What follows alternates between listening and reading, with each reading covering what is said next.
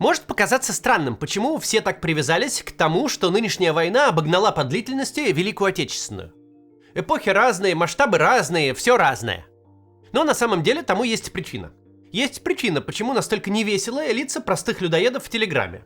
Есть причина, почему Путин, который всю дорогу был так влюблен в свое кровавое детище, решил вовсе не высказываться на политические темы, хотя все праздники давно прошли, а страна третий день работает и читает новости одна хуже другой, от захвата танкеров до блэкаута в Белгороде.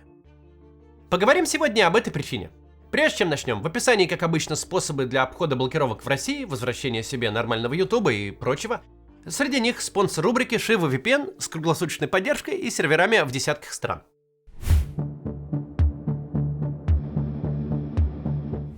В любом деле, так или иначе, предусмотрен дедлайн.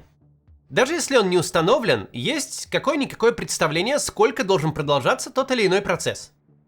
Рано или поздно наступает момент, когда даже те, кто вообще ничего не понимает, условно, в строительстве, начинают ощущать, что стройка под их окном уже не стройка, а заброшка. Если на год, может быть на 2 все замерло, если осталось в прежнем виде, то вероятно, что уже не оживет никогда. Не существует точного срока, когда табличка временно закрыта на магазине или кафешке, на самом деле означает закрыто навсегда. Но в какой-то момент это становится очевидно всем.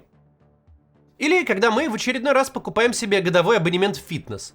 Приходит же момент, когда мы перестаем себя обманывать, дескать, это просто сегодня не получилось, завтра схожу. Наступает момент, когда становится окончательно понятно, в этом году привести себя в форму вновь не получилось, надо просто смириться с выброшенными деньгами. Такой срок нигде не прописан, но мы знаем, что он есть. Точно так же с войной. Да, никаких сроков нет, но плюс-минус все на интуитивном уровне понимают, что воевать вечно невозможно. Рожденные ныне не состарятся при войне, когда-то она точно закончится. И на все том же интуитивном уровне в один момент становится понятно, что война зашла в тупик, и никакой перспективы нет. Превышение продолжительности Великой Отечественной, судя по реакции Z-каналов, именно такой точкой и стало. Великая Отечественная война в нашей памяти – это целая эпоха. От раннего утра 22 июня 41 до подписания капитуляции Германии 9 мая 45. За это время война прошла от Бреста до Москвы и обратно от Москвы до Берлина. Все события, изучение которых в школьной программе занимает добрые полгода, про которые снято бесчетное число фильмов, написано сотни книг, все уложилось в 1418 дней. Когда проходит такой срок, а разговоры все еще, как и год назад, и 2 года, как и в самом начале войны, идут вокруг одних и тех же топонимов Донецкой области, это очень похоже на провал. Если вы за срок, сопоставимый с Великой Отечественной войной, не достигли ничего существенного, если за год успешного продвижения в 25-м, в котором ставили задачу сокрушить украинское государство, потерявшее главного союзника, вы захватили чуть более 0,7% украинской территории, очень странно ожидать, что дальше вы достигнете чего-то значимо большего. Простая экстраполяция дает понять, с таким темпом продвижения вы дойдете до предместья Киева годах эдак в 2060-х, когда с некоторой вероятностью будет жив Владимир Зеленский, но абсолютно точно будет не жив Владимир Путин. Если есть момент, когда уже точно нужно сказать «не получилось», то это он. Потому что сказать, может быть, до конца 26-го, до середины 27-го, в начале 28-го мы таки захватим Купянск, или даже Славянск и Краматорск, это вообще не план.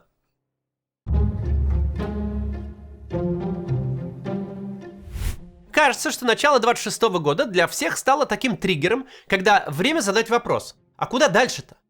Еще и Трамп тут со своей специальной военной операцией, взявший Мадуро примерно за 3 часа. Чем не повод задуматься? Z-каналы соревнуются в признании того, что Украина плюс-минус адаптировалась к российской методике наступления. Что крови по ходу дела будет больше, а толку меньше. Артиллерия стоит в глубоких тылах и только и ждет момента, когда российские войска возьмут очередной опорник, чтобы его накрыть. На тех же позициях российских военных поджидают украинские дроноводы. Если верить тому, что пишут в Z-среде, то тактика Украины изменилась. Она теперь не в том, чтобы любой ценой сдержать российское наступление и не дать пройти 500 метров, а в том, чтобы это наступление сделать невероятно дорогим. Если мы верно интерпретируем то, что пишут зетники, то все выглядит так. Окей, вы возьмете эту лесопосадку размером в 1,5 пикселя на карте, но там же вы все и помрете. Мы не объявляем себя военными экспертами и не пытаемся утверждать, что приведенное описание положения дел на фронте прям актуально. Но, кого бы вы ни пошли сегодня читать из тех, кто без конца о войне пишет, включая зетников, непосредственно сидящих на фронте, нарратив у всех один и тот же увидите. Война либо перейдет в новое качество, пишут они, с массовой мобилизацией, с милитаризацией экономики, со всем тем, что давно и успешно признано политически невозможным, либо войну надо сворачивать, потому что существующими силами и средствами текущий статус-кво не сломать. И судя по тому, что Владимир Путин с Нового года не радует нас никакими политическими выступлениями, если не считать короткого рождественского возникновения, не рассказывает, как прекрасно у него на фронте дела идут, можно предположить, что ощущение тупика добралось и до самого верха. Продолжим говорить об этом и что теперь он там может сделать после небольшой рекламы. Посмотрите, пожалуйста. Дональд Трамп остановил лотерею Green Card, ту самую, которая давала шанс переехать в Америку.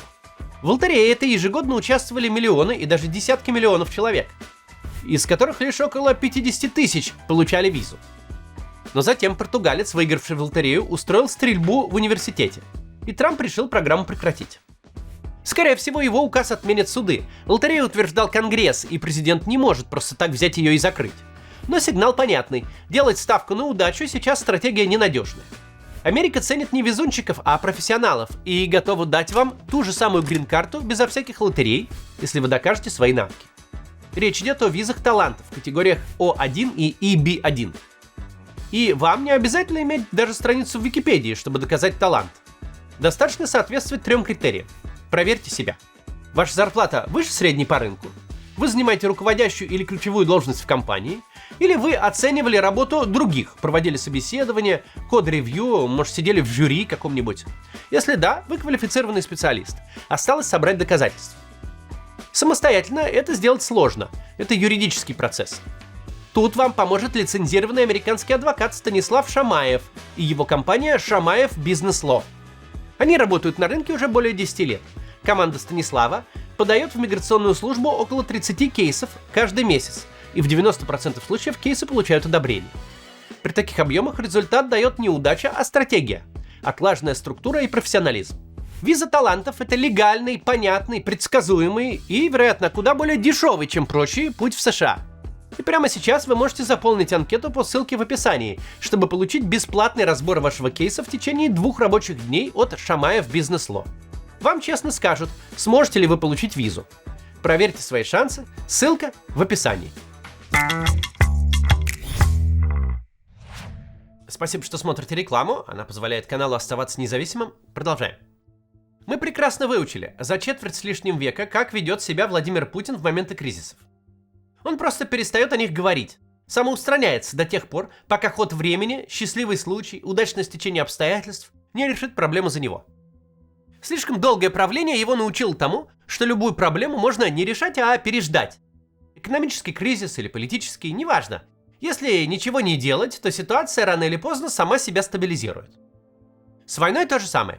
В 2015 году стало ясно, забрать восток Украины нахрапом, силами бандформирований не вышло. Блестящая Новороссия ужалась до 2 криминальных анклавов, безо всяких перспектив стать чем-то большим. Политическая элита востока Украины, на которую возлагались большие надежды, свернула всю сепаратистскую активность, едва поняла, к чему дело клонится. И как только стало ясно, что хвастаться в деле русской весны абсолютно нечем, лавочку просто свернули и забыли.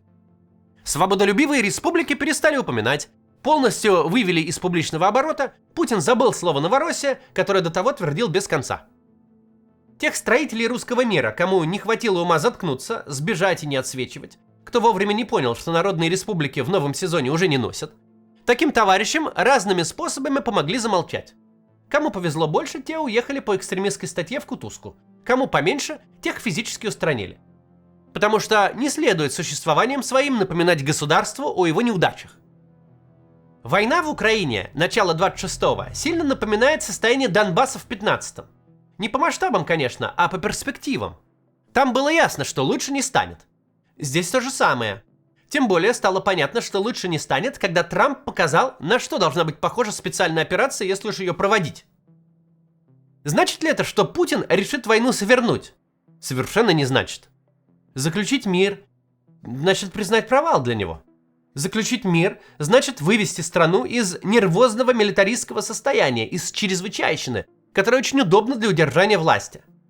Придется вернуть домой сотни тысяч покалеченных морально и физически мужиков с боевым опытом.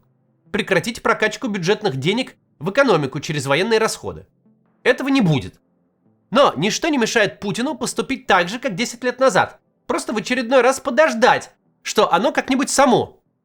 Может, Трамп сменит гнев на милость, решит ему помочь войну выиграть, например. Может, в Украине политический кризис какой разрушит управляемость. Может, европейские страны разругаются между собой, и противник лишится поддержки. Рано или поздно что-то такое случится.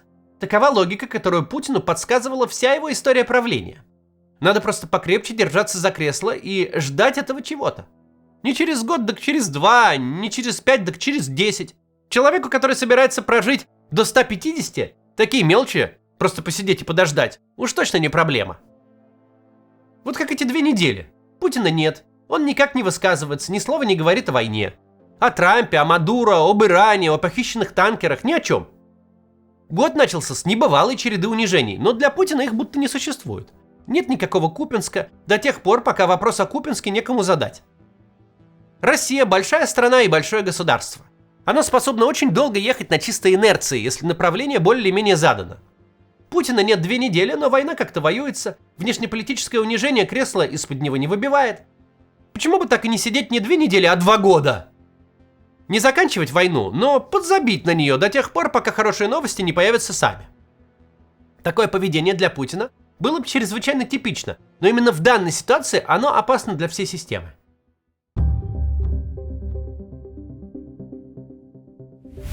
Проблема этой войны в том, что она никому, кроме самого Путина, не нужна. У всех свои проблемы. Внутриполитический блок думает, как ему выборы пережить при рекордно низких цифрах поддержки Единой России. Губернаторы о том, как свести концы с концами в бюджете своего региона. Экономическому блоку и крупному бизнесу не хватает ресурсов даже для текущего существования. Куда уж там воевать еще больше и лучше. Если над системой не стоять с палкой, война не будет продолжаться по инерции, она начнет сворачиваться. Если губернатор будет знать, что его не накажут за срыв планов по поставке наемников, у него тут же найдется много направлений, куда можно потратить 3 миллиона. Средний российский субъект федерации – это отнюдь не город Москва. У обычного российского региона нет бюджетной скатерти-самобранки, откуда можно в разные стороны выбрасывать миллиарды, а те все никак не закончатся. Средний российский регион не может одновременно по всей своей площади перекладывать асфальт с плиткой, обновлять подвижной состав метро, как айфоны, раз в год, строить современные поликлиники и школы, проводить масштабные праздники и ивенты, красиво наряжаться к новогодним праздникам, и еще сверх этого тысячами людей отправлять на войну, выплачивать социал пострадавшим и поддерживать семьи погибших. У среднего российского региона нет лишних денег. Если этот регион платит кому-то 3 миллиона, то где-то на 3 миллиона становится меньше. Не ремонтируются дороги и инфраструктура, не обслуживаются школы и больницы, урезаются или отменяются региональные льготы. У среднего российского губернатора денег совсем не как у дурака Махорки. По задержкам выплат, по их урезанию в некоторых регионах, по катастрофическому положению с региональными долгами мы видим, пополнение фронта регионам обходится очень дорого и идет с большим скрипом. Как только губернаторы поймут, что самый главный начальник к своей войне охладел, и никто их не казнит за срыв мобилизационных планов, вся история с платным рекрутингом закончится тут же, а значит перестанут идти пополнения на фронт. Если над финансово-экономическим блоком не стоять с той же палкой, что раньше, то именно военные и смежные с войной расходы – это первое, на чем начнут экономить, сокращая бюджетный дефицит. Да, просто взять и обрубить все разом, внести через Думу поправки в бюджет и отобрать деньги у Минобороны и ВПК не получится.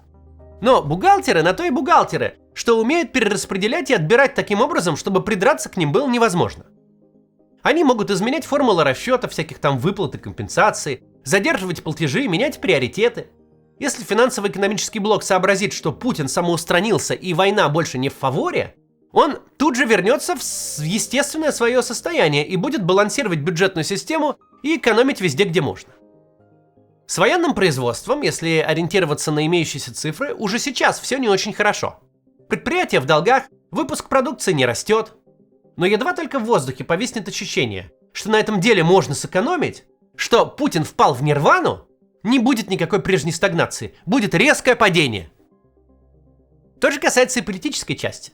Если над руководством Единой России и ответственными за внутреннюю политику в администрации президента не будет висеть нужда через силу говорить о войне, которая так нравится начальнику, то выборы в Госдуму пройдут так, как их велят провести соцопросы.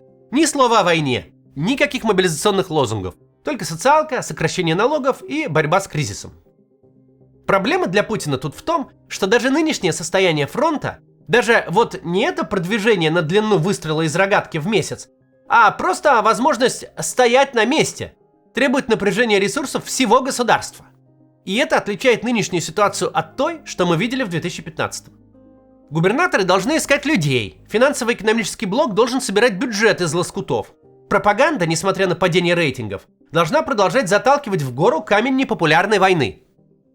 Чтобы сохранять ситуацию на фронте такой, как она есть, все части системы должны заниматься тем, чем заниматься не хотят, и что справедливо считают вредным и ненужным.